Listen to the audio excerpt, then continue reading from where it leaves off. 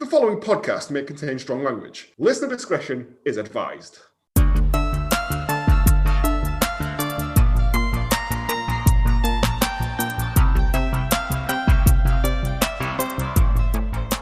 Hello, and welcome to Hallmark of Greatness Last Orders, the podcast where we look back into the films our favourite Hallmark actors and directors would rather forget that they were ever involved with. I'm Joe, and with me as always, banned from his local leisure centre for hanging out near the chlorine pump and threatening to invade people's dreams, it's James.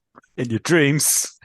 And a man who plays saxophone better than a half-man, half-snake hybrid with a degree in smooth jazz, it's Mark. I'm also a ticket inspector on the Dream Orient Express. Oh, let's go. You came up with a better pun than I did. Mine wasn't even really a pun. Mine wasn't a pun, it was just something I rememred happening in the film. I can run these by you in future if you want to have time to prepare stuff. No, It's better for the listeners if we don't.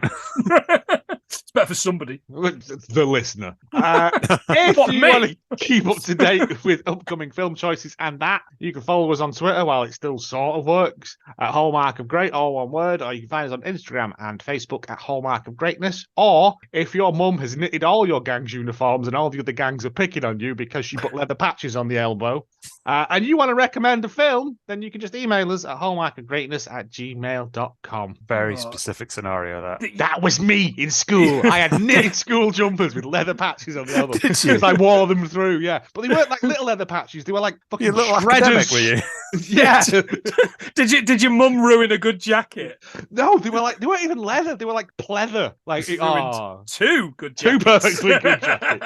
Yeah, And this is just a continuation of the story of Joe's family's knitted hell. Like the other week, it was your kid. The fact that she had to go around in a towel? in a gusset swimming costume. Knitted swimming Yeah, costumes.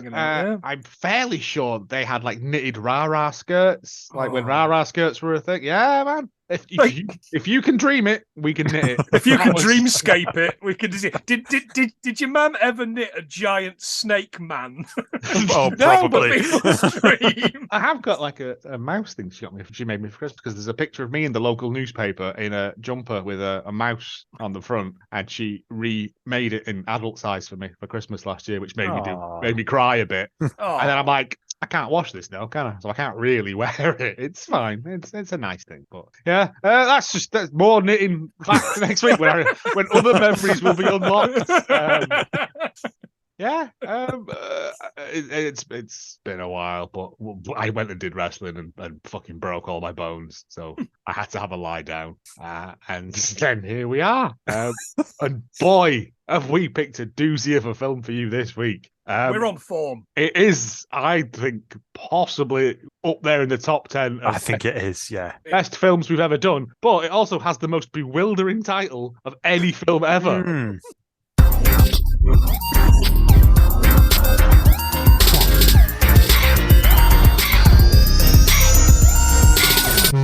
1982's 1990 Bronx Warriors. Fucking the Times are obsessed with the Bronx, by the way. Yeah, it's good that they went, it's 1982. 8 years is what it'll take for the Western civilization to fall apart. 8 years is a good number, isn't it? Like, this is fucking brilliant. But before we get into it, James,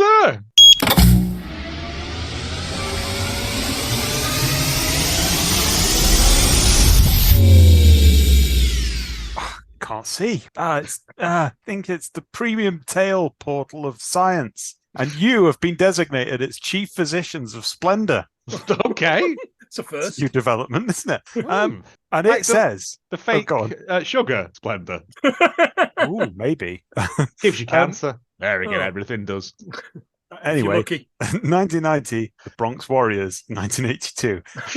Petunia Bronx is a small town, big city lawyer who must acquire pants or else she will stink. So it's bants. Bants. As in banter. As in no, bants. pants. Oh, pants. As in Sorry, I banter. Are you saying Pam or Pan? Things really get going when Petunia encounters Ralph Warrior, a ghost hunter who is an amateur bowls champion.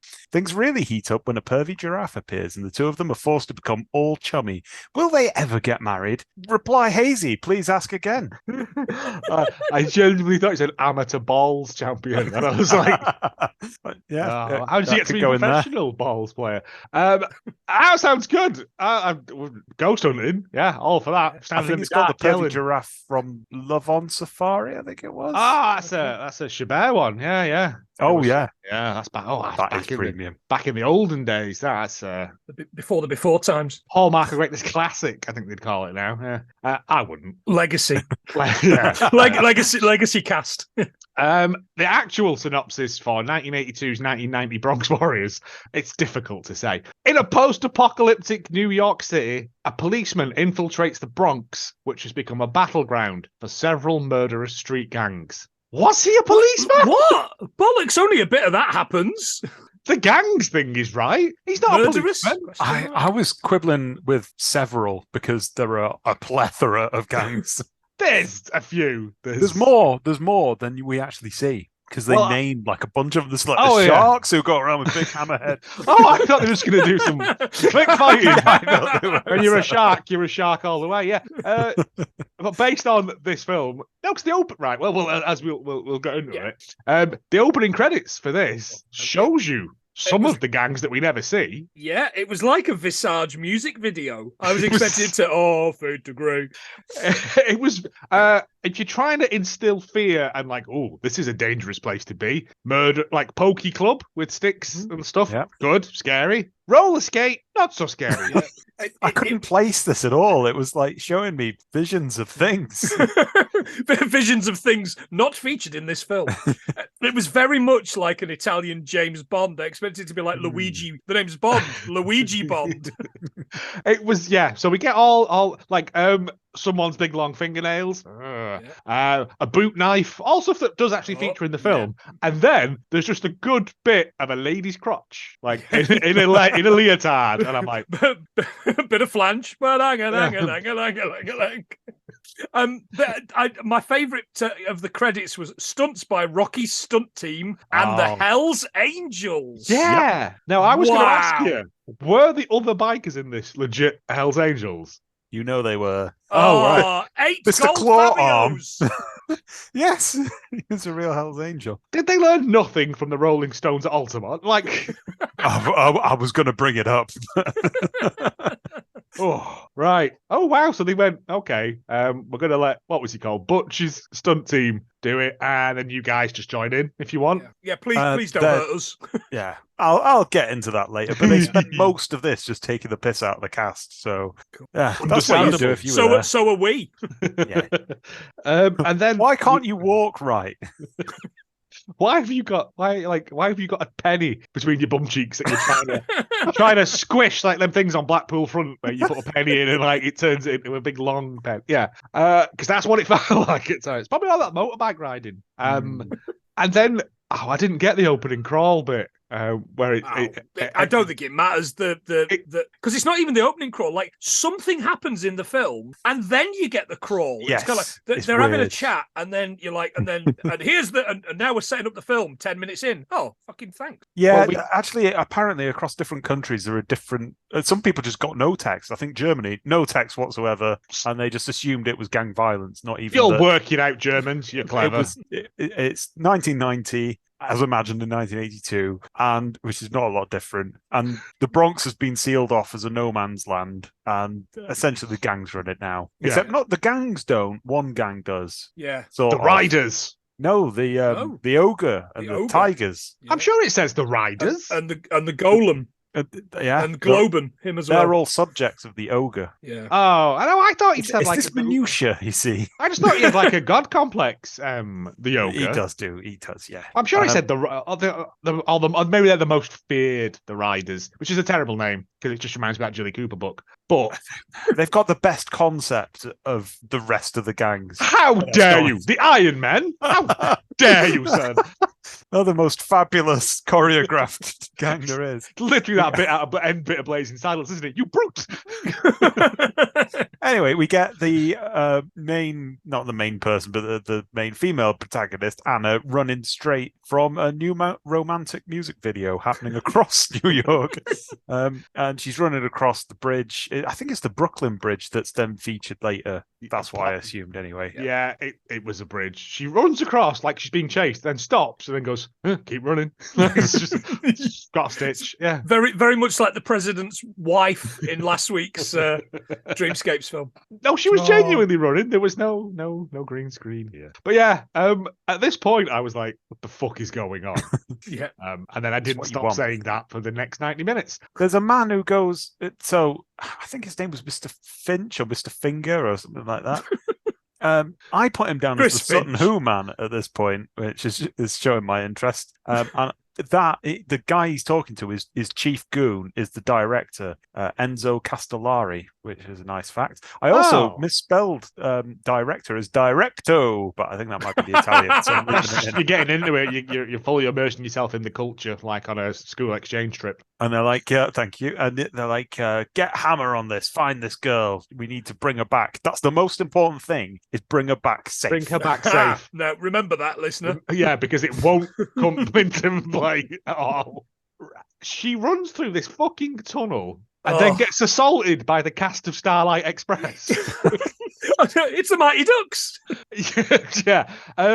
This was It's where I was classic like, 60s band The Zombies, because that's the name. that's the name of them. They are the Zombies, even though they're on roller They're skates. on roller skates. With ice hockey sticks. Yeah. So they're not called like the Puck Daddies or like any other name. But you see, that would involve actually thinking out something in this. Because the sand people that attack later, they could be the zombies, couldn't they? Yeah, but I think they were called the we'll get to we'll find it. Yeah. But yeah, they assault this Lightly woman. Menace. Well, they just wiggle around her a bit. Yeah. At one point, I was expecting them to all join hands in a big circle and just spin round looking up at a camera.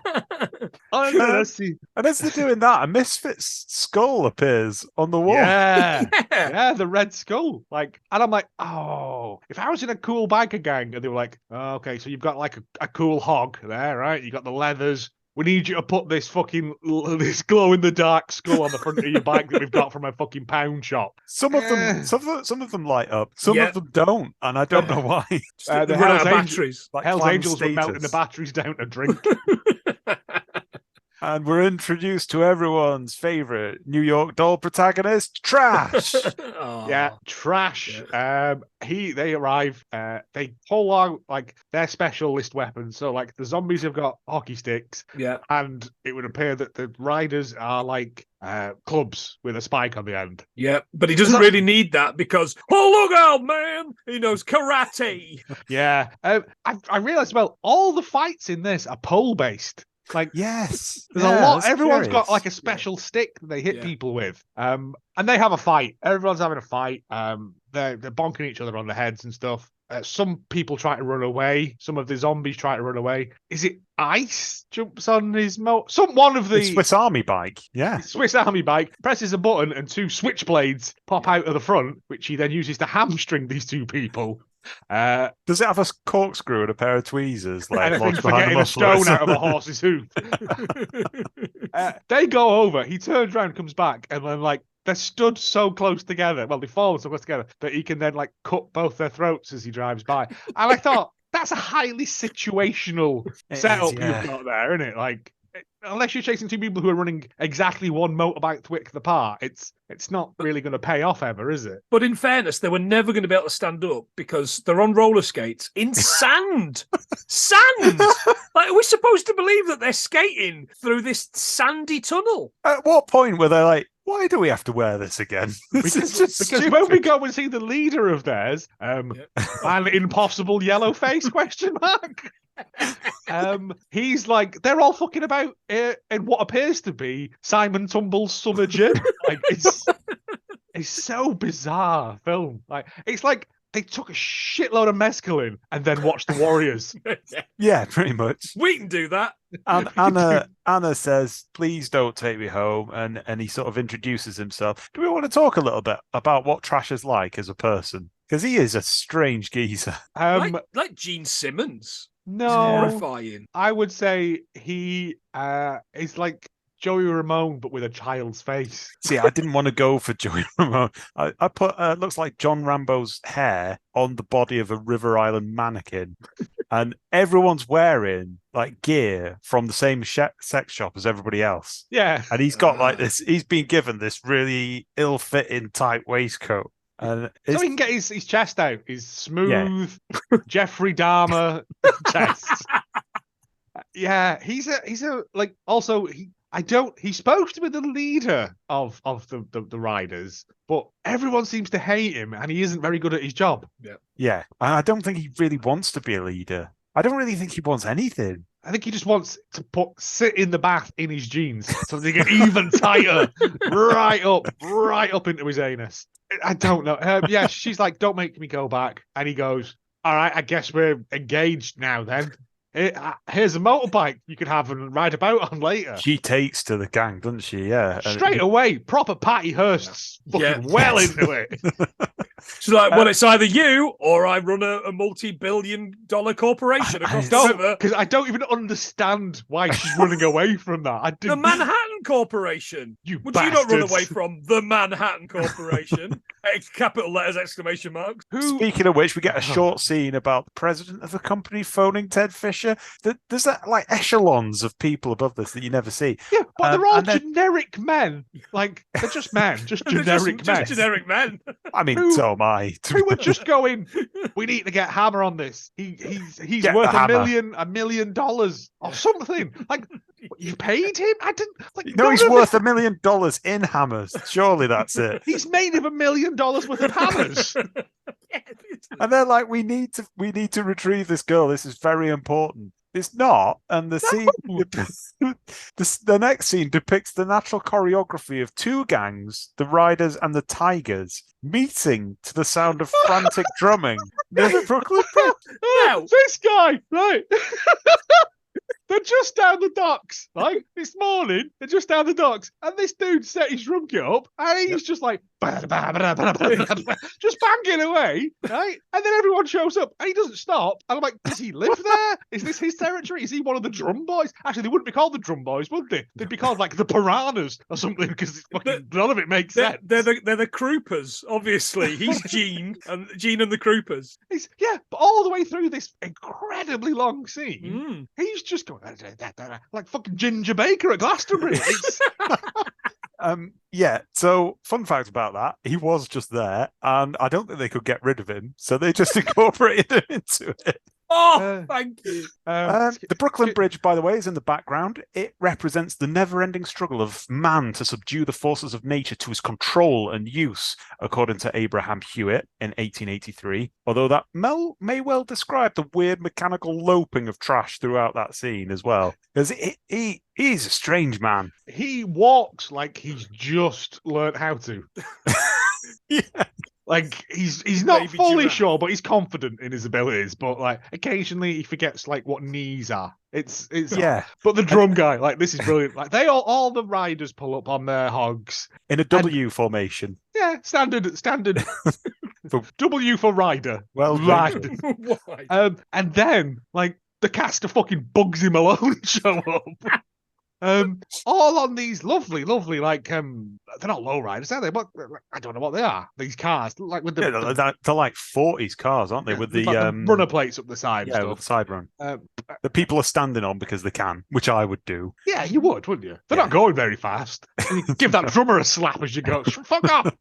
Trying to make a film here. They imported them all from Cuba. They all got lawnmower engines in them. Yeah. That's why the drummer was drumming, because the. We get lots of good close-up pictures of the Hells Angels as well, including that guy with a hook for an arm, which I did put. Yeah. Did he get that from killing Rolling Stones fans then? I thought it was Abu Al-Hamza. It's just the one fan, actually. And then all these other people who are in the Tigers, again, none of them are tigers. That's not even like they should be called like the mob, shouldn't they? Like that would be a good name for them because they're all dressed like gangsters. Yeah, Prohibition era hats, Yeah, 70s suits, 80s aviators. So it's a that's their look. Yeah. They're spanning decades. They're One the of them's genre dressed up spanners. like Lurch for some reason. Don't know why. Yeah. Never see him again. Is he the one that comes over and is like, Yeah. El Tigre wants to speak to you? And I was like, who's this guy? I like him. He's got like makeup on and he looks, and then no, never see him again. You see him in the The whole background thing. in a couple of scenes later on. Ah, I spotted him kind of like lurching around. Pardon the pun. Oh, right. see, there was so yeah. much action that I couldn't focus on the There's a background. lot. There's also Ice. Ice is there. He's the rival and the Riders gang, rival for Trash. Oh, Joshua oh. Sinclair, I'll let you describe him in a moment. He later appeared in Just a Gigolo, 1978. Well, no, before. A flop film starring David Bowie and Marlene Dietrich, her last film. Was it? And it's supposed to be horrible. So there you go. Now I'm he's just not- a gigolo. I Would hope you it's a like me musical. to do a sex on you? I'm the man who fell from the sky. I fell into fallen your to earth vagina. I think we've That'll got our be new quick. single. My codpiece. I thought it's all got a bit Jimmy Savile then. Um, And I'm creating electric for a magician. Oh, I yeah. don't know. Yeah. Yeah, right, and so then- Ice. So It's right, Ice. Ice. Bill Pullman and Charles Autry have had a child, and it's Ice. and then they sent it to pervert Nazi school. Because he's got a big jacket on that's like a German officer's. It's come straight from a low. Oh no, that's later on. Hot Dog gives him that. He's Does got a he? leather He's got a leather jacket on at this point. Yeah. All right. All okay. right, okay. But he looks very much like all the rest of the bikers, Hook Arm, even Trash, look like bikers. He looks like someone who's bought like a Honda Goldwing and like hangs around with them on the weekend. Yeah, he's got round spectacles. He's an intellectual, isn't he? Yeah. But yeah. There's a car with a flaming decal, which I thought would be the ogre, but no, he's got a white car, and he's king of the Bronx apparently. And Trash goes over to him in a horrible mannequin-like automaton way. like a Doctor Who villain. Yeah. And then he goes over to the car, and Nico gets out of the car. This woman, what the fuck? Like, she says something like, "Oh, hello, Trash," and he goes, Hello, Trash. it's so weird. Which has a character name, Elisabetta Desi, an Italian model, actress, and swimmer who competed in the 1976 Summer Olympics. Clearly fallen on hard times by 1982. Did she win? I don't know. Oh, okay, probably not. Competed in, so probably It not. would have said, yeah, Yeah. yeah, acting. Stick to swimming, love. He yeah. speaks to the ogre, which is the only person in this who can sort of act. Fred Williamson. Yeah. I'm surprised we've not seen him in something before. But yeah. He turns up in a lot of shite. Yeah. He does. He's got a lot of character names that I won't repeat on this. Because he's starred in that many blaxploitation films. Yeah. Well, when we did From Till Dusk Till Dawn, there was a lot of stuff I could not mention. He was named as, yeah. Yep. But in this, he's called the Ogre, and I didn't have any subtitles on until about 40 minutes from the end because I didn't even think to put them on. And I've got written here, "Where's yogurt?" I was certain it said, "Where's yogurt?" And I Are was you like, doing Mel Brooks he's bits selling from Spaceballs now? merchandising. But I was like, who's yogurt? And then later on, someone mentioned the ogre, and I'm like, who's this now? Oh shit, that was yogurt, right? Okay. So To be there's a fair, the Tigers having a leader called Yogurt wouldn't be that fucking out of place, would it? well, you know that old ogre-tiger relationship. He says, I killed that dude over there because, I did you a favor. That sucker was carrying a gizmo. Yeah, there's a guy like with a piece of wood through him on this dock front. And they keep cutting to him. And then, the ogre says he killed him because he was carrying a gizmo. They could probably track us. And I was like, no, but this is a lawless hellscape. The police don't come here. So what? Yeah. And he shows him the gizmo, and it's a wristwatch. Yes. 1990, the future. Yeah. Does that ever come into play? Where like any of this? I think that was the most confusing bit. I was going to say complicated, as though it really had a point, but it doesn't. Ice reckons that the whole thing is a setup by the tiger, and he's like, "We should attack them. We should attack the tigers. We're mean bikers. They're clearly from a 1980s music video." And also, I've got to get back to the office because I've got the Stevenson's accounts to do on Monday. So then it cuts back to Manhattan with business suits. Somebody says that the whole operation is hush hush. And they say it in this really weird way, like hush hush. And there's a radar in the background, and I was like, what the fuck is that going to do? Was Unless it a radar? they're sending like Was it? Spitfires towards you. Was it? Which Or was it like? I probably thought in his it was one of wheelhouse. those spectroscope things, like for sound waves. That's what I This thought it is was. my voice Yeah. on TV. That's what I thought it was. It could have been a radar. I think they just got a load of shit and piled it It's into a machine that room. goes and went, ping in it. This is I put next helicopter nonsense, and then the next thing that happens after that is that Mr. Fisher meets another suit in a car, and they're monitoring something. And I was like, is this scene the right way around? Was this supposed to be them sort of like setting up the wristwatch for tracking or something, and then it goes out there? So possibly the helicopter It's all nonsense is edited great. so badly. It's two guys just flying around in a helicopter, going, "Thank God we haven't got to go down there." Cheers, thanks for that, lads. It's That really was well. just a quick reminder. It doesn't look really shit down there, but it is. I mean, they look like they're just flying around an abandoned industrial estate, don't they? Really, like it's not. I thought they were flying over Blackpool, to be honest. If And it then was they up say to me, to I'd Hammer- napalm the entire place. Says one of them. Yeah. Oh, Fleetwood. Right, okay. Sorry. Fucking yeah. Hammer is again third time he's mentioned. Go after Anne, bring her back at any cost. Right, so everyone's clear. Got to go in there, get her, drag her out. That's Bring it. her back. Any Yeah. cost. Okay. Maybe if he was to do that, that would be great. But We'll pay he'll just you in- leave it till the last 5 minutes before he does it. We'll pay you in hammers, so you can build yourself a new arm. We'll Maybe. pay you. We'll pay you in parachute pants, Hammer. But then Patrol Van 8 is in the Bronx, and it starts approaching the riders that are nearby. Patrol Van 8 or it's a Mr. Whippy van, isn't it? Oh, Yes. I was expecting it to bring the package with Gwyneth Paltrow's head in it. expecting Billy Corgan to be driving it.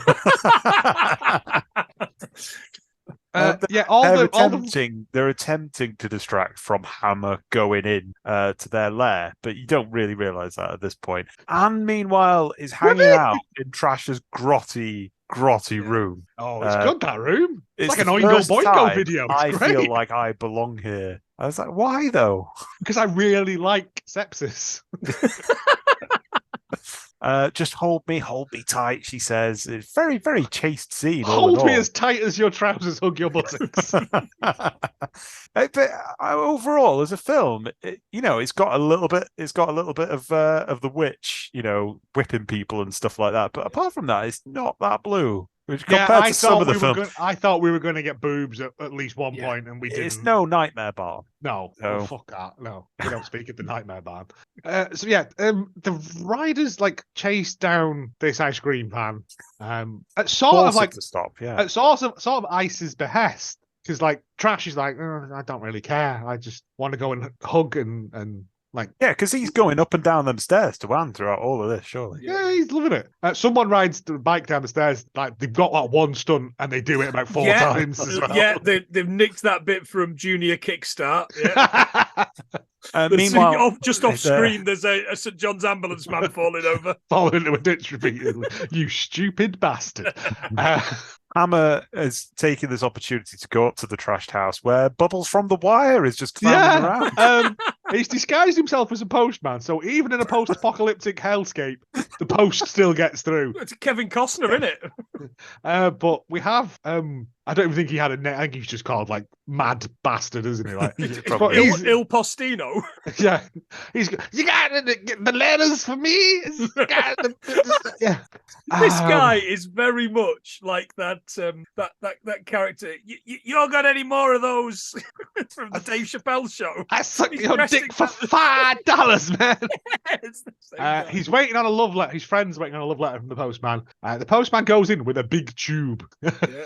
He's obviously ordered a poster. He has, Signed. yeah. And there's a sort of a sex scene going on upstairs. Hammer goes up. They're doing light pain. Yeah. Light to medium pain. Over the top stuff. Stuff Over that the you could clothes. get away with doing in a swimming bath. Over the top stuff, just with like a cavalier hat and stuff. Over the top stuff with Sylvester Stallone. One of them's on a penny farthing. Yeah. No, over the clothes stuff. Yeah, like there's and he comes in as this postman, and this guy pulls out a fucking switchblade because of course he's got a switchblade because he's a hoodlum, and he's stand still or you're dead, move or you're dead, you're dead anyway. And this woman, she's like, this is the best thing I've ever seen. She's loving it. She's like, this is better than boardroom meetings at the Manhattan Company. oh no, the random girl he was yes. feeling up. She's like, well, they're going to have to wring these underpants out. Good luck.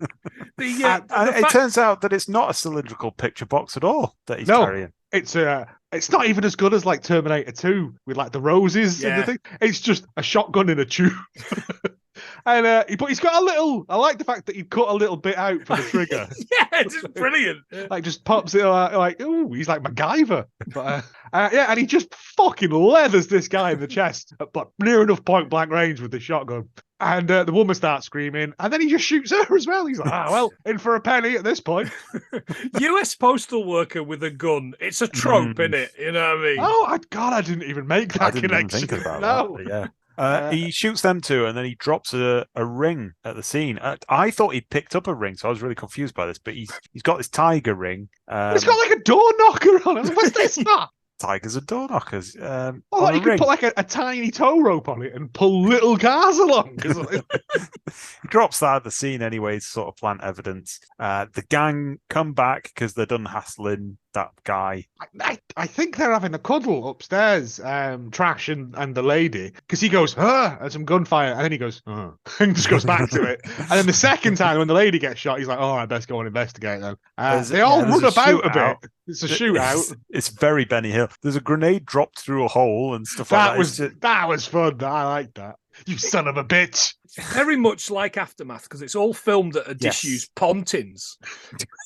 Everyone later on developed cancer because of the asbestos that was in the air. There's a lot of establishing shots. Yeah, I can see the links now.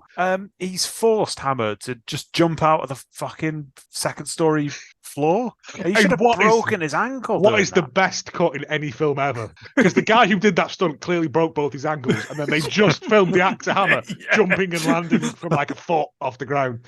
It's brilliant. And then he gets into his ice cream van and drives off. Or is he in the truck? This truck pulls up and Optimus Fake Prime. Bubbles is there ad-libbing, you honkies, and stuff like that.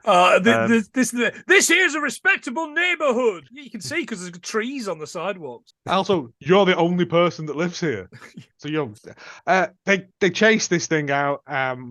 They chase it around for a bit, and then they lose him somehow. They managed to force some truck to pull over though, and I don't understand this because they open it up, and Ice gets booted in the face by Hot Dog. It's just a man called Hot Dog, so I don't know where Hammer went. Maybe he dropped him off. Yeah, well, maybe this was before. That's Hot Dog's truck, isn't it? Because later on, like they call him, and he's in that, and again, there's no explanation to any of this. Yeah, so the dialogue at this point is Ice says, "You motherfucker," and Hot Dog says, "I love you like a brother," and Ice says, "I'll unscrew that leg of yours and shove it down your throat." And as he gets down from his truck, one of his boots has like a really deep tread. He's got a built-up shoe. Yeah, I noticed that, and I was like, "Oh, maybe this will come into play." No, never does.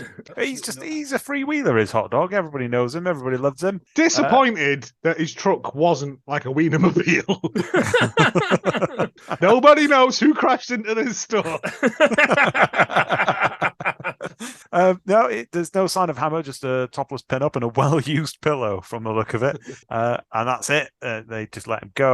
In the middle of that chase, by the way, I got an advert for Jamie Lannister face cream and Jack Whitehall teaching me Italian or something. I wasn't entirely sure what was going on. You could have maybe understood the original dub of this then. I know, yeah, but I was kind of like, I think it was a beer advert, but it's also a documentary, inverted commas, on the beer website. You know what I mean? You're like, what the fuck is going on here? And piss off Jack Whitehall, you prick. I wouldn't give him he's the poor man's Adam Buxton. There you go. Well, that's probably the rich man's Adam Buxton. No, he just ripped off Adam Buxton's bad dad thing, didn't he? Yeah. Oh, yeah, absolutely. Oh, R.I.P. bad dad. R.I.P. bad dad. Yeah. Shit. Anyway. Then they go, we're going to go and find out what's going on. But first, we're going to have a Viking burial for these two. Now, yes. The music at this bit sounded like the Old Spice advert played at the wrong speed.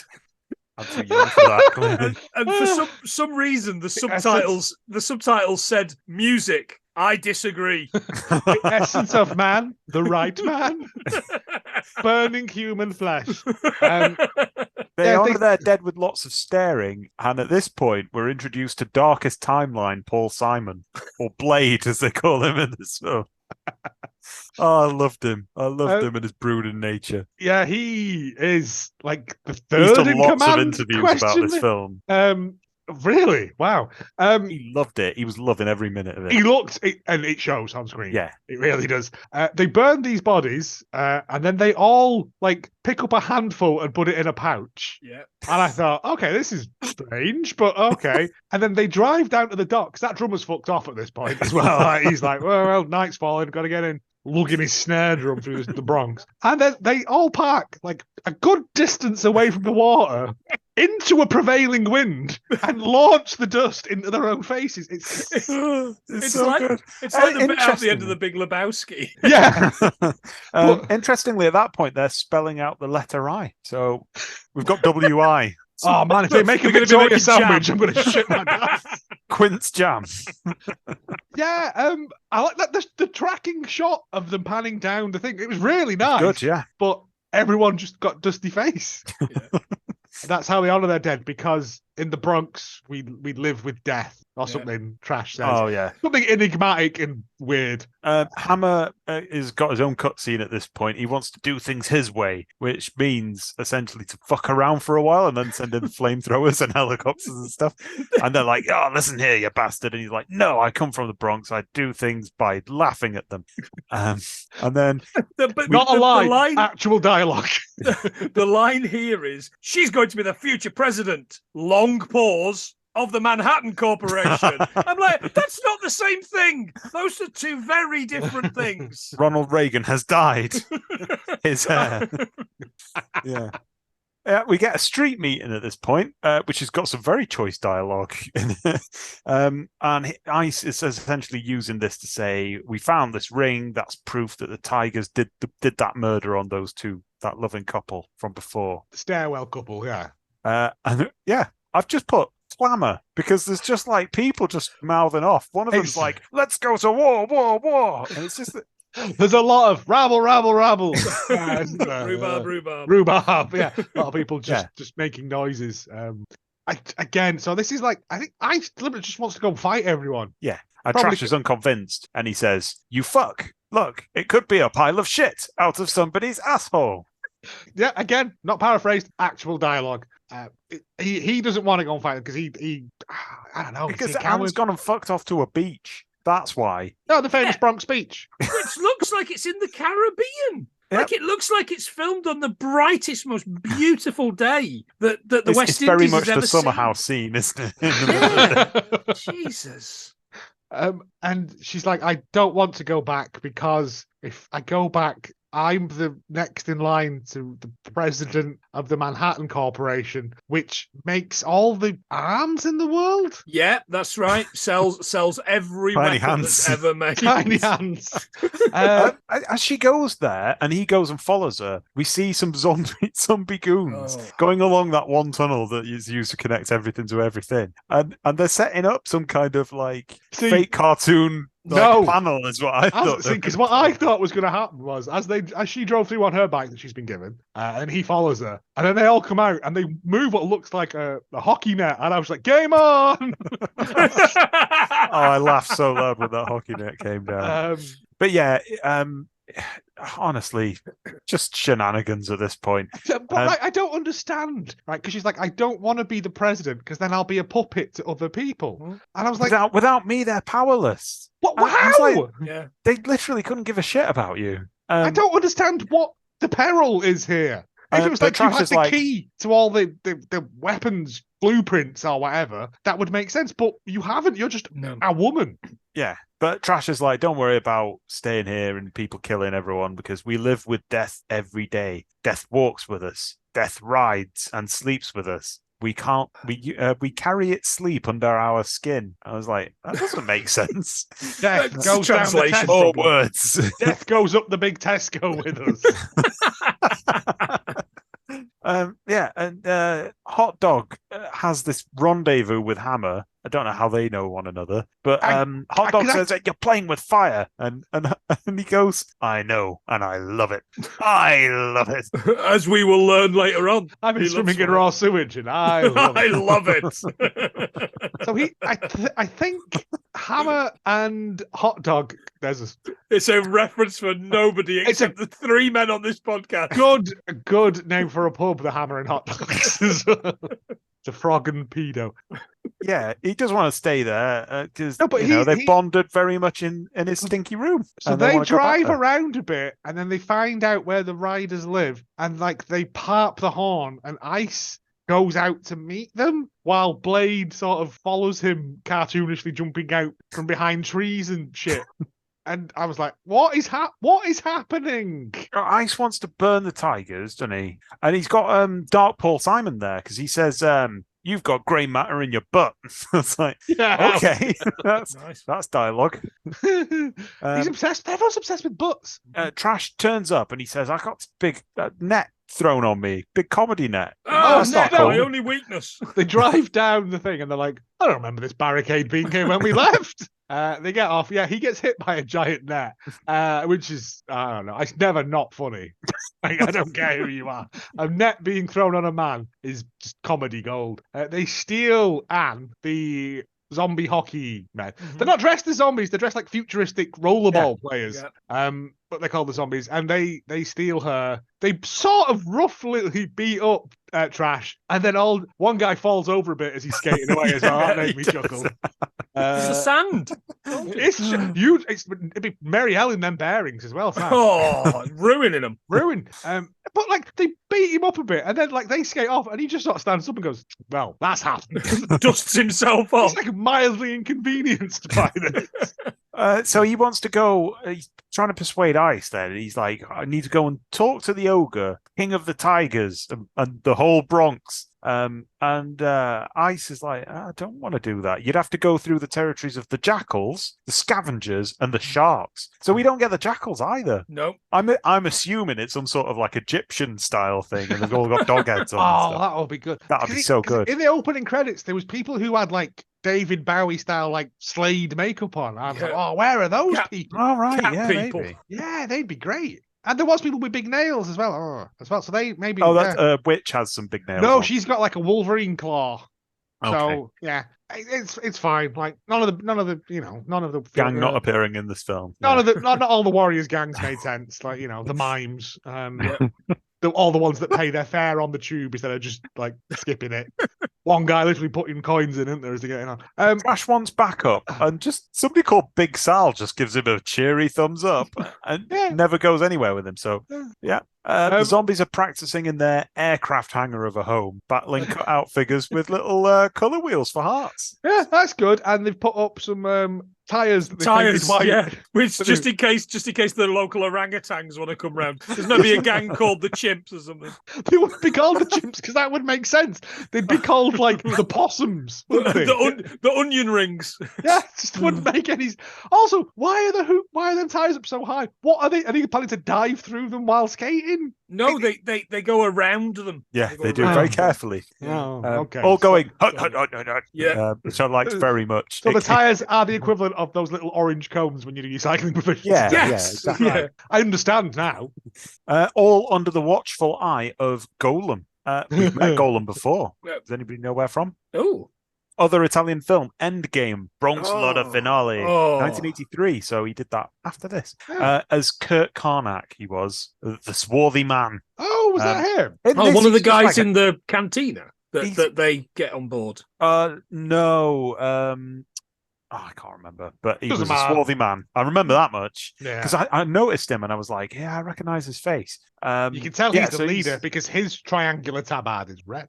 Yes, he's got a samurai sort of thing going on. Yeah, I So- thought it was Nandor, to be honest, from What We Do in the Shadows. Because he does not Guy. relent. And- He has and Alice in Chains, and I've written that down without irony. He's also. it's they Annie, also yeah. do all their work in the Cobra Kai dojo. Yes, it's good. It looks like a fun place. Like, there's a ball pit that you can't see off to one side. There's like a make your own pizza station. It's good. It's a nice. And I gang like the to hang out reveal with. towards the end of the film as well, which we'll come to with this place. So this is where Ice goes and speaks to Hammer and Hot Dog, and they're like, "If you give us the ogre and Trash, you can be king of all the gangs. Here's a German army jacket." Right, so he gets it from there. He gets it there, and then Okay. and they give him a gun. They give him like a broom-handled Mauser. So Trash and his pals are now well on the way to meeting the Iron Man gang. They reach a place that looks like an old brickworks or something. Well, everything looks like an old brickwork. I was The gonna whole say, set. This is the bit with a really sweet scene where they go from one level down into the underground bit. It was good. Then it was so good they did it twice. They did. It looks like that bit in that other film where that guy got concreted into the wall and then they span his head off. It does, yeah. Massimo Vanni, who plays Dark Paul Simon, said in 2018, I think now that place is closed because they started growing mushrooms in there and you can't go anymore. But yeah, it's someplace near Rome. Oh, it's like, oh, mate, that's how Last of Us starts. It's because this is bucking about in an abandoned coke factory. There they meet the Iron Man gang. Does anybody This want to? is Yeah, go on. fabulous. Perfect. It's perfect. Take us through the Iron Man gang, please. Oh, so as they're walking along, there's like a series of like walls or like things that are equally spaced apart, and as they walk along, popping out of each one with a different coloured bowler hat and a cane, are these guys, but it goes all the way back. And I was like, what the fuck is happening? And at the very, very back, there's a monster who goes, put another ring! Yeah. Camp Clockwork Orange and sweet jazz piano theme. Yeah, it's not a look that would instill fear in my enemies. But then neither were the baseball furies, let's be honest. This is what the riders think. They're like, all right, we'll beat the shit out of them. And they go up and then they sort of choreograph a response. Yeah, let's have some fun, he says. Although Trash doesn't fight, he sends Dark Paul Simon and the other guy who's there. Yeah. And they get this fight sequence, right? At normal speed, boring. Put it on 1.25, it's a delight. Because it is literally ha-cha-cha-cha, ha-cha-cha-cha-cha-cha, as they're doing it. Again, they've got canes. There's a lot of clanking. It's very Morris dancey, actually, in a way. It is, yeah. But the two, it's not like they pile up on them or anything. It's literally one-on-one, and the riders get beaten down, and just as they're about to get, like, jazzed to death, I don't know, they're going to tap dance on their souls. The queen of the Iron Men, the squeaky cop from Police Academy. Yes. Now this is the ultimate thing because they're the Iron Man gang. She's a woman and it's not iron, that she's clad in gold or something. So it's again, this you're film. looking for logic where there is no logic. None of them are tigers. This is an uncredited role for Carla Brate, a veteran of many an Italian film. And yeah, she rather takes the trash. Yeah, she's like, ooh, do you want to put on my Ritz? I like your, I like your plastic chest. Very much. It reminds me of Wrath of Khan. Thank you. I've just had it waxed. I must defrost those chicken breasts. Let me see. She lets them through. Like, everyone lets them through. Everyone likes worse trash for than some the reason. orphans. Like, it's. He gives her a nice flick of the helmet as well when she lets him go. And he's a cheeky lad. I reckon all these other gangs were in other films, and they just were like, "Come on, this." I hope set." so. Yeah, it I feels want to like. see what film they're in. Oh, it will be 1982's 1993. starring Liza Minnelli. A jazz tap dance misfortune apocalypse 2. So they get let through, and then they go through like the same wall again, but from a slightly different angle. And they're now in. Is this the Scavenger This is scavenger territory. The Sand People. Yeah. How do you know you've only got 2 sets? Scavengers. I've written scavengers walk single file to hide their numbers. They don't. They just constantly drop from the ceiling like that fucking hand in the Ocarina of Time. They're just like jumping about for places. They're love always it. like jumping through windows and stuff. Yeah. They've got rags on, and they're sort of like they've got like that muddy stuff that Schwarzenegger has in Predator. That when Yeah. it dries, he's got that effect going on. And a gang member at this point, they're sort of following the riders, and one of the gang members is like, "Trash, do you think those 2 stakes in my abdomen are serious?" And then collapses dead. Yeah. Now, And then they're beset by scavengers everywhere. I'm sure we'll come to this. Right. First of all, why did they put 2 2x4s through his back like a shit hacksaw Jim Duggan?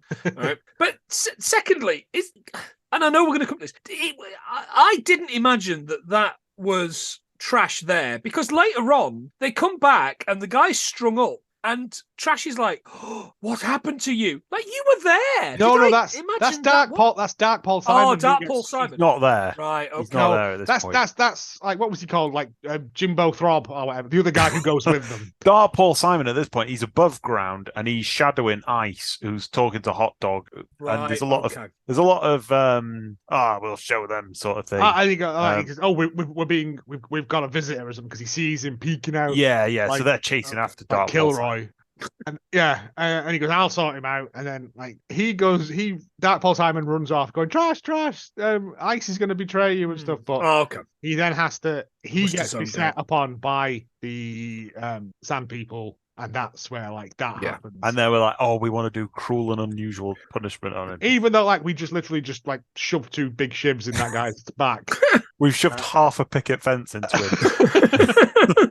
him. Trash gets to the Tigers, who for the king, it's not a great kingdom, is it really? There's a I don't know. There's a guy playing jazz piano. Yeah, it's the nicest set we've seen so far. It is a ruined mansion. It is an absolute gift to the location scouts, if there were any. And he's going, and we've got some oil, and that's going to Coney Island, and we've got some cheese, and that's going to New Jersey. And we're like, woo. I thought, do they run it as a brothel? Because as they're approaching this mansion, there's a man who comes up to the guard and he's like, oh, do you want to come in? He's like, nah, I just like to watch. I'm like, what? Oh, yeah. I don't know. I think that was just like a free-farm dogging party that happened or something. Yeah, genuinely... possibly because it is a laissez-faire place. As they're approaching it, the line is, we've got to be careful because we're in tiger territory. And it's this beautiful, like, bushes and tree-lined bit, literally right across the river from all the real-life stuff that's going on in Manhattan, where they're probably filming Annie Hall at this very moment. You know, and you kind of like, what?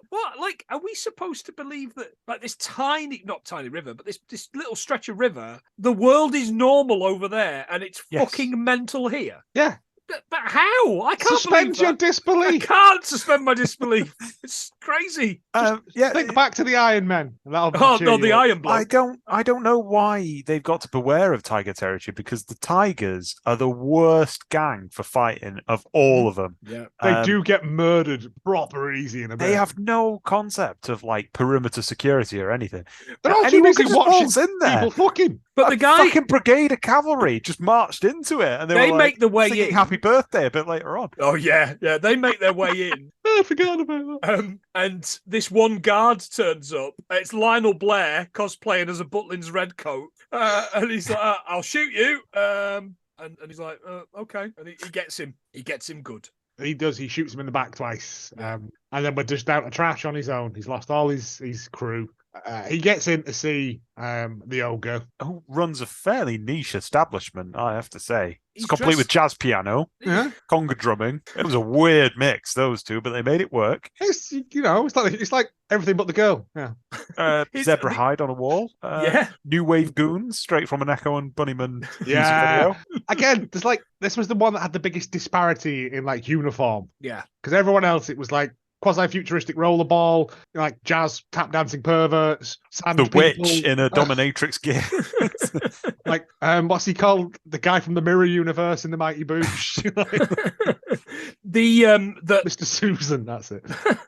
The ogre dresses like a Vegas magician as well. Yeah, he's got a very. If he had a big white tiger, it'd be really good. Yeah. And he's like, did you do a murder on this guy? Yeah. And he goes, no. He goes, No, it was the hammer. And he was like, how dare you bring the hammer here? He's like, I can't win with this, can I? And this all happens near the most treasured part of the establishment, the hole. There's just this big hole in like a roof. yes, fine. That's where they look up at the stars at night. And the ogre says, well, make the music more lively. And they just drum at a slightly faster pace. And it's at this point, this is sort of the classic trigger into 30 minutes left to this film. Yeah. Where Then it everything's goes. going to happen. Phase 1, Operation IA Alpha Kickoff. Question, is the conga drummer the same lad from down the docks that was drumming? I hope so. I'd like to believe that he No. showed up on that set. And they went, are you here again? This is my conga station.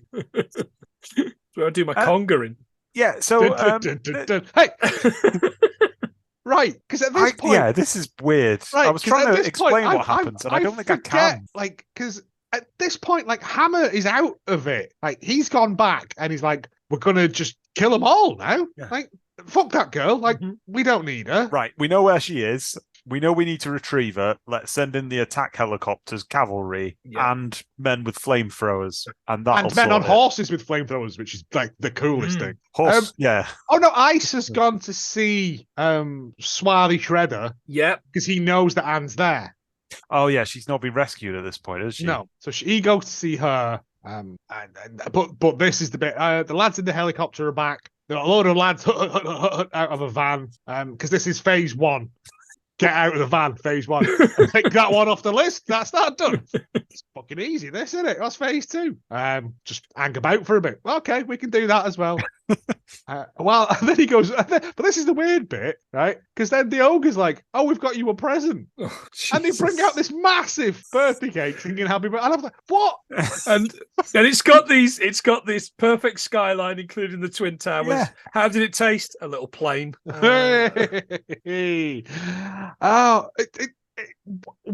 birthday was that? It was Anne's. It was Anne's birthday. But I don't That's know. not there. I get confused about this. No, as well. is They Anne go- not the one with the woman in blue? The one that gets gone? She's the one that blows the candles out. Yeah, they. So right. So this is what happens. Is it Trash Jay? says to the ogre, I need to go and, face down the zombies. And the ogre's like sitting on his leopard print throne. And he's like, now I know why This you is really came. Wakanda. You want me to get your chick back. Okay, I'm with you. And it's like, fine, okay, let's all go. So Nico goes with him as well. She's got a whip and a Wolverine claw. They end up fighting some sand people themselves. Yeah. And she starts whipping him, and the ogre's like, "Oh, you've been using your whip again?" And she's like, "Yeah, just like you taught me." And I was like, There's wow. a backstory. Where's There's the a origin story of the witch and the ogre? "That's where The they encounter wardrobe. Dark Paul Simon, who's all trussed up like Sunday's chicken." Yeah, and for some reason they've left him there. Like, come back to him later or whatever. Well, they. This is the thing. Trash goes in to see him, and he's all like, in so much pain, sort of thing. So he murders him. Yeah. He just straight It's up, a just like, kind- I meant get me down. It's a kindness. I love no, this broken wrist, by the way. That was good. That oh. yeah. The makeup on the broken wrist was That's amazing. good. He says basically, Ice is going to betray you. The roller hockey team have got your missus. Yeah, X's for eyes. And then Have There's we missed? Oh. Sorry, have we missed Hot Dog getting it by the old Ice with his he shoots him. He says, "Oh, old man, I'm going to shoot you." Yeah, He goes to shoot him, and it doesn't work for some reason. The gun that he was given doesn't work, This and is then he when gives they- him the old this- knifey shoe. which This is they don't where let they you get use to the anymore. zombies finally. Yeah, sorry. Because sorry, I don't apologise. can't It's the keep film's track. fault. Yeah, The film is choppy as fuck.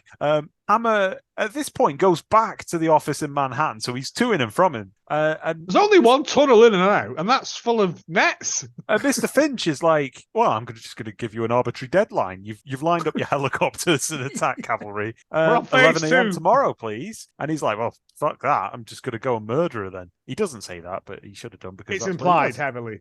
Then we get the showdown with the maneuvers of the zombies. They were pricks anyway. It was coming to him. The ogre walks up alone and starts saying that he's on a royal tour. They're all his subjects. And Golem's Does like... a racist joke like a real royal. Yeah. He's got sausage fingers. Don't stay here too long. Yeah. They have a deadly duel of battle hockey sticks. Yeah, there's a lot of this boot is knives. this is the come on, sex machine. Yeah. Again, the fight choreography in this bit was genuinely pretty good. Yeah. But as good as it can be. Gold gets knifed in the back, and then the lads have come out and avenge him by having a silent battle with Trash and the witch. And it's not only like the sort of clanking sounds. There's no like cheering or like trash talking. It's a key. It's that. Yeah, it's BGM noise 7 from Streets of Rage. I've also the amount of people who buy it from getting stuff thrown into their back in this film is outrageous, really. It's always stuff without a point. So it's stuff that is literally just forced into them. You know, like the old pipe in Commando. He throws like that. When the guy gets the 2x4 in him, they must have. I don't know what the velocity you would have to hit to penetrate through ribs and stuff. But them sand people, this fight goes on. Hot Dog has been murdered by ice. boot knife. A boot knife high up in the chest. So that I would like to see that kick, please. Yep. Yeah, with them trousers on. He makes an entrance, Ice does, after all this fight's gone on. And I swear to God, he looks at Anne and calls her a twat. He does, What? He does. He does. He calls her a rich bitch from Manhattan. You know, Trash, you're like me, and you know we're supposed to have weirdly choreographed fight sequences together in the gutter. And he leans on a barrel, and he's like, just wanna, and then he turns around and starts attacking Trash with a pole. There's a pole on pole action. He's got to get up early in the morning to get one over on Trash. Yeah, because he's gonna get up early in the morning to take the trash out.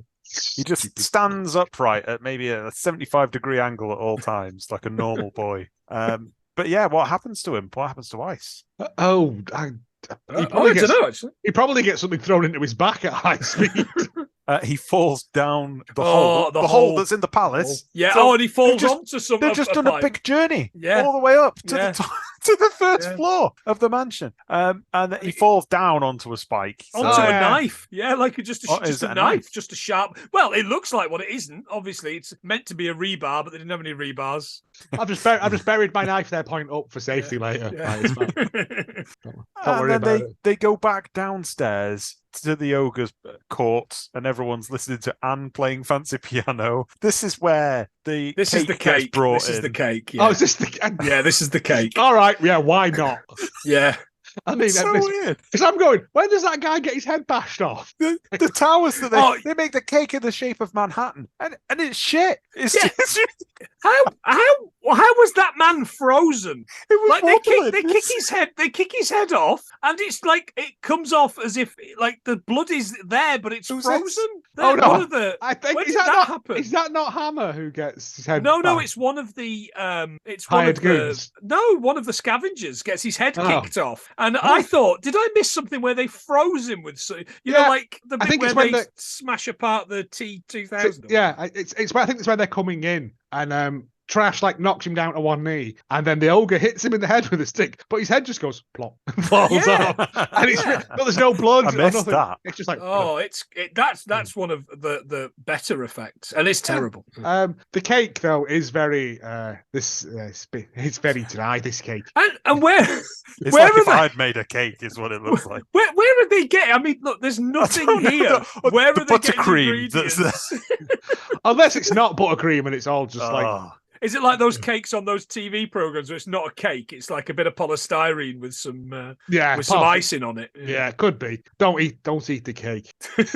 So while all this is going on, as I said before, there's dragoons have managed to enter the castle. As they enter the castle, that's phase 2, and then phase 3 is just everybody burn everything. Phase 3, I believe, is Hammer just laughing at everybody because he's now above the hole. It's not even that funny. Hammer has also got changed and has come dressed as a sadomasochistic train conductor. He's got his own leather cap. Yes. I've got laughing like a coked up Nazi Lou Albino.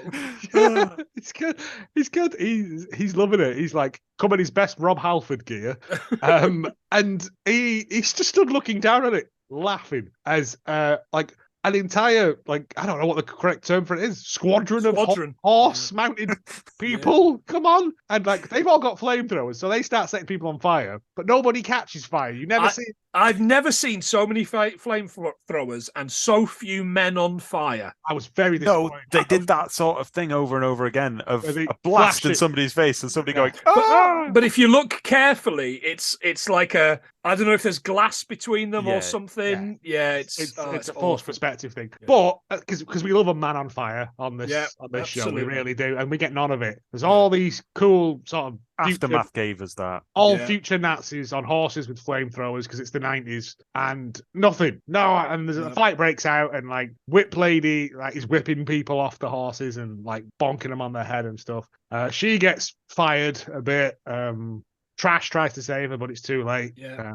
And everybody buys the farm. Like, so many people die here. He gets a nice death though, because he gets shot a bit and then he lands on his dope throne surrounded by flames, and he just has a cigarette in his mouth. He doesn't even land on his dope throne. He walks along to his throne, it's a proper sparks up a cigar, and then has a Hamlet moment. Yeah, I was like, what? It's like Jim Robinson in Neighbours. Yeah, where he dies in stages. He walked around the kitchen for 5 minutes going, ooh, ah, ooh. It's good though. Like, if you're going to go out, it's a baller way to die. Yeah. But yeah, everyone dies here. Witch Lady dies. All of the ice hockey men, they all are dead at this point. All of the tigers.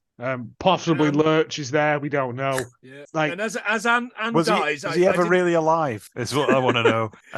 I didn't catch what her final words were, and I've written here it was either "with great power comes great responsibility" or "take off my mask so I can look at you once with my own eyes."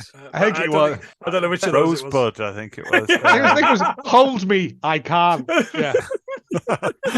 Oh no. She. She says riders live with death. Anne gets shot by Hammer because he's got like a periscope gun that can fire down the hole, let's say. I don't know. Fuck it. It doesn't matter at this point, does it? Because literally everyone in this film is dead now.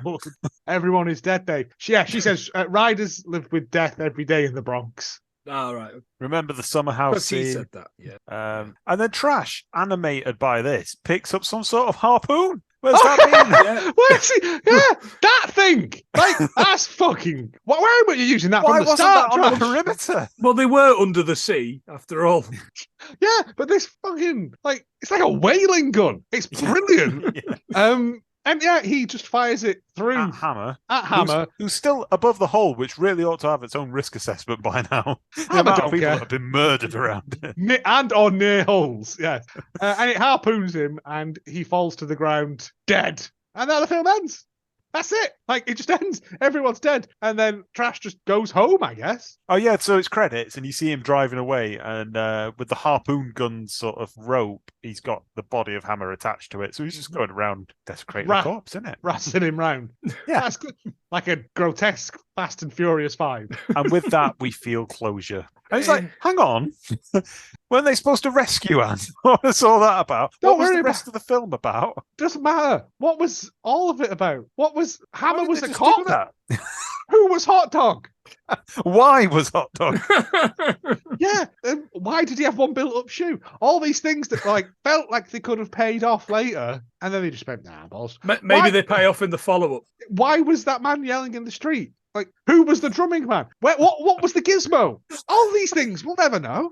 And that's what we're here for, folks. I'll have to buy the We love novelisation. the unresolved answers. Now a major motion picture, it says on the front cover. Well, major? It's a bit much, isn't it? Now a motion picture. Now something that you can get in 1990, John Major's motion picture. Fucking hell, you don't get that kind of joke anywhere else. This podcast isn't for turning.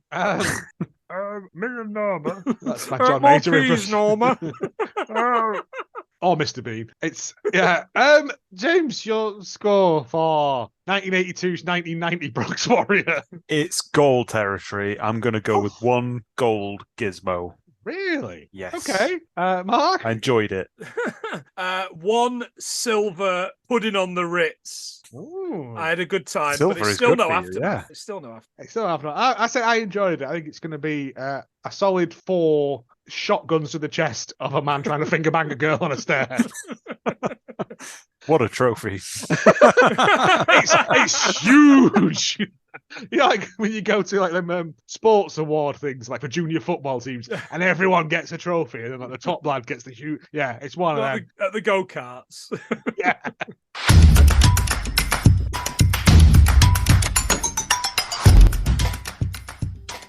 Yes, that was 1990, the Bronx Warriors, 1982. In German, it's known as the Riffs, Die Gewalt sind wir, or the Riffs, we are the violence. Oh, I like that. I like that. I don't understand the riffs reacted bit. to the jacket in Germany. Surely they wouldn't have been very happy about Ice's jacket. There is a bit as well where it cuts to one of the bikers and he's got a swastika on his helmet as well. I did see that. Yeah. I did see that. The Riffs, because they're a gang. The Gramercy Riffs are Gramercy a Riffs gang are from the the top gang in the Warriors. Yeah. Oh, right. Okay. That's what it was known as across all of Central Europe. Anyway, it was the same year as Q, the Winged Serpent. Yay! With strong Cop. gear. Yeah. And that big egg. The Aftermath that we've already talked about, our top-rated film, and The Sword and the Sorcerer. So all 1982 quality. That's a solid year. It is a solid year. The Oscars that year must have been like a fucking nightmare. Best Tons of prop. coke, right? Is it a giant egg? Is it the big egg? Is it the sword that fires smaller swords out of it? Well, I gave you that fact, didn't I? That everybody thought that nest was real. Real, yeah. I don't know. Because they couldn't get it out of the set, which means they must have built the big egg in the building. And then it's so weird. It was 1982. So much cocaine. Yeah. This was shot on a 3-week shoot in New York, 1981. The cast had a fantastic time.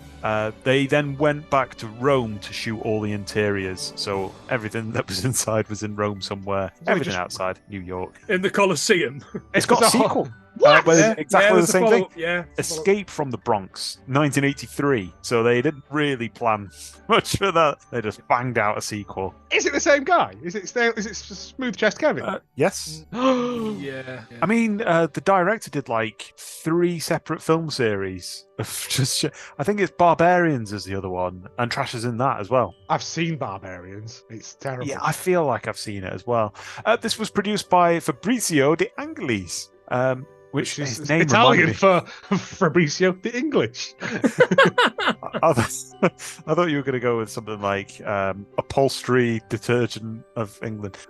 He's an Italian man who accidentally wandered into the Bronx one time and realised how dangerous it was, so wrote a script about it. Was he wearing a sign that says, "I hate Bronx people"?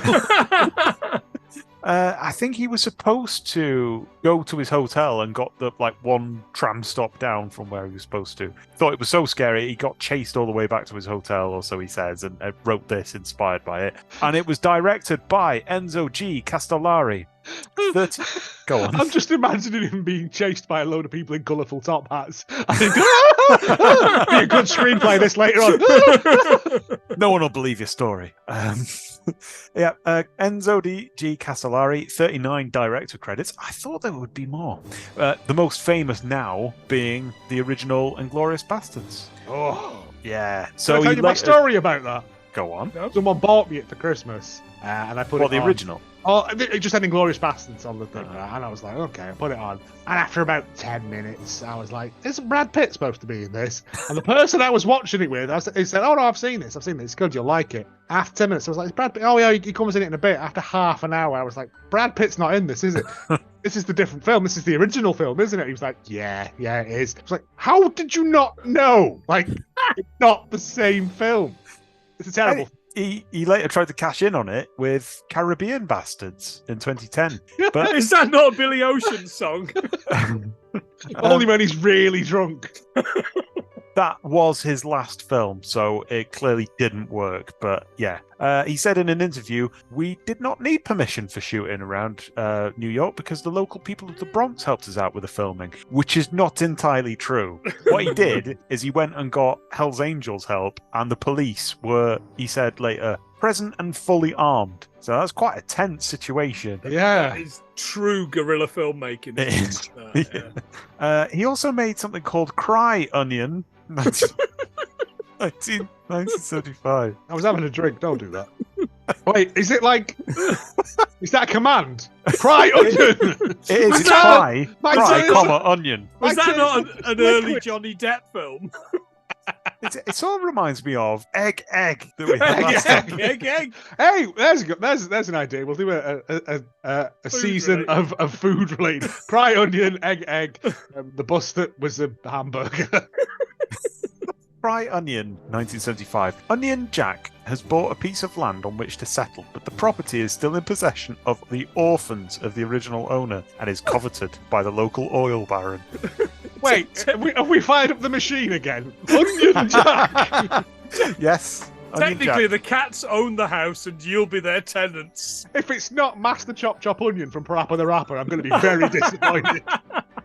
The Ogre, Fred Williamson, former Oakland Raiders, Kansas City Chiefs football star, star of many a blaxploitation film by this point. Later found fame with Dust Till Dawn, 1996. He was fluent in Italian, which I think probably helped a lot on set, because none of them knew any English. I was just pointing at stuff. Sausage! That is the British way. Hammer, Vic Morrow, died later that year on the set of Twilight Zone the movie. What? Mhm. Yeah. Famously. Oh, Yeah. shit! Yeah, Yes. murdered, some might Murdered, say, by a bastard director. We will say on our podcast, not on yours. Yeah, Ah, don't want to dwell on it Sorry, I too won't much, do but yeah, so this was his last completed film. Right, yeah, put that two and two together, yeah. Stefania Girolami Goodwin, Goodwin is an interesting surname there. I've never noticed that before. She played Anne anyway, and that's the director's daughter. She said of working on this movie, it was one of those things my dad was casting. He didn't find the girl he wanted, so I tried it, and it worked. I think it's also because he trusts me a lot, always has, and it's a wonderful feeling for a daughter. That movie also gave me the opportunity to practice my behind-the-camera abilities as an AD on my days off, and I loved it. So that was her career after this. So that's nice. She was also in the follow-up Nepo Bronx, of course, where her father also cast her. Oh, dear. Right. So it No, didn't pay off no. immediately. No, leave that one. Circle back to it. It's I fine. don't care. Nepotism. Nepo Bronx. It's not- Oh, fuck it, Still never not mind. okay. All right. Right. Okay. Wait, Now, they can't all be fucking solid gold dancers. They can't be all one gold gizmos. Trash. Cry, onion. Egg. Trash. Half Mark a Gregory. And you've guessed it, that's not his real name. Marco de Gregorio. So very close sort of anglicization. That's It's like from- when people came to Ellis Island and they were like, Yes. "You're Mark Gregory now." Yeah. You're Jeff Broccoli now. He was from Rome. Sources sort of are a bit split as to whether he was found in a gym or a shoe shop, but he was 17. He starred in this film, the sequel, and the Rambo knockoff Thunder, and then went to the Philippines, I believe, to make even more movies. Was later drafted into the military and then quit acting completely by 1989 to become a waiter. And there was a massive hunt to find him when this film became a sort of cult favorite. There's a fan site out there where there's like the hunt for trash to try and find him. He had a very, very sad story after that. Later died in 2013 after living around Rome as a recluse, according to IMDb. He's got a pauper's burial somewhere in like a church. So he Yeah, I had read a very that. sad time. Just of made it. me sad. Just didn't want to do films and got forced into films. I want to bring salad to women. But let's end it on a high, because his last film was Afghanistan The Last War Bus, 1989. Oh, that didn't go where I thought it was going to go. A group of soldiers find themselves trapped behind enemy lines in Afghanistan. Their only hope for survival is to board a specially designed bus. Otherwise known as War Bus Commando. I can only course get it is. so erect. Yeah. Well, it is complete on YouTube, of course. Excellent news. 126. 1 hour 26 minutes. Amazing. I hope they And pay their fare. I will tell you Life's tomorrow. not fair. That's what it should have. I'm off work. I'm going to watch it. Oh man, if they all get on with like Afghanistan clipper cards, that'd be fun. Well, yeah, but they can't use those to vote. No. Do you know, clipper cards might just be a northern thing. It's the cha-ching machines. Yeah, those. yeah. We used to in Bradford. Yeah, we used to have them on Metro. Yeah, ka-ching. If they get on that'd be fun. And then there's a bomb on the war bus. And they can only go 2 miles per hour. No, I think it was called the war bus. That was shit. The war bus that was 20p each way. Oh, don't. That was. Oh, well, that's fun. That sounds like a riot, that one. And I also kind of want to watch the second one of these now, just to see if they figured out how editing works. and dialogue.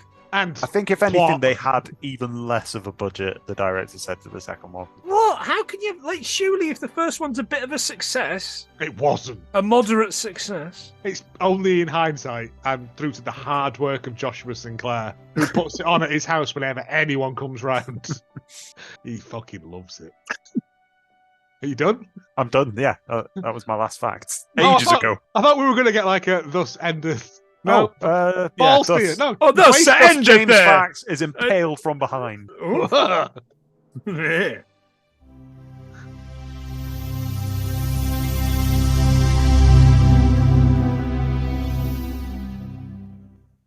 A weird one, this. Much loved. Yeah. All the reviews are between sort of 5 and 10. Or like 3 and 5 stars. Like, there's people going, it's just a poor man's Warriors and stuff. But yeah, but also, no, it isn't. But we'll go with a 5 out of 10. Inferior copy of the Warriors, but still somewhat entertaining. By Phi Cryer 11. Definitely struck me as an uncredited remake of the Warriors with elements stolen from Escape from New York, which came out the year earlier.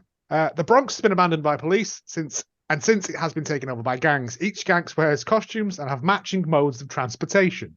Motorbikes and roller skates are the only 2 modes of transportation. Does that count as transportation? Technically, a woman runs over a bridge at the Bronx. She's due to inherit the presidency of the Manhattan Corporation, but wants to avoid these people who would have her just be a puppet. Again, like, this is... after she gets attacked by one gang, another gang saves her and becomes the girlfriend of the leader, Trash, who has the most feminine walk I've ever seen in a man. Perhaps it's his trousers that are too tight that does it. Anyway, Trash's gang ends up having to fight their way through a couple of other gangs to get to the king of the Bronx, the head of the Tigers, Ogre. Trash also has to deal with traitors in his own gang. This was the bit. The video I saw, unfortunately, was cut. So there is. So I believe different countries got different cuts. Yeah. Of it. So they missed out on the tap dancing gang, which That's a shame. that's the best bit. There were some shit gangs in the Warriors too, so I guess they were just following that. Fairly entertaining, but very derivative. Of what? I think you'll find it's very derivative. Don't bother with the cut versions. I mean, don't bother with the full. Actually, no, do bother with it because it's. I want to see every version. I want to no, because there's bits we haven't that were cut out of this one. Because like all the other gangs, like the Jackals and the Sharks and the Mermen, who are all dressed like camels for some reason. Yeah. The Hobbits. Yeah, who are all 9 foot tall. Yeah, it's. But yeah, all the reviews were basically, if you like Italian like rip-off cinema, Which I do. yeah, which we do, you can't really go wrong with this. And yeah, that's and then there's people who are like, and there's the shit 10 out of 10 ones and stuff. But it's up there. I think it's certainly top 10 of all time. Oh yeah, for us. this is a high point, Easily. people. Yeah. I mean, It's going to slowly slide away like so much scree after this. in conclusion, that was 1982's Bronx Warrior. No, 1990 Bronx Warrior. Oh man, that is difficult to say. It's sliding away already. Your favourite quotes from the film? You've got your grey matter in your butt. This is a respectable neighborhood. I've got Hammer's final line. Hammer is God, and God is Hammer. I'm Hammer. Repeated 20 times throughout the film. Yes. You fuck. Look, it could be a pile of shit out of somebody's asshole. You're the biggest son of a bitch in the world. That was a good. It's good. It's on YouTube. Go watch it. It's absolutely tremendous. Say good night, boys and girls. Bye, everybody. Arrivederci.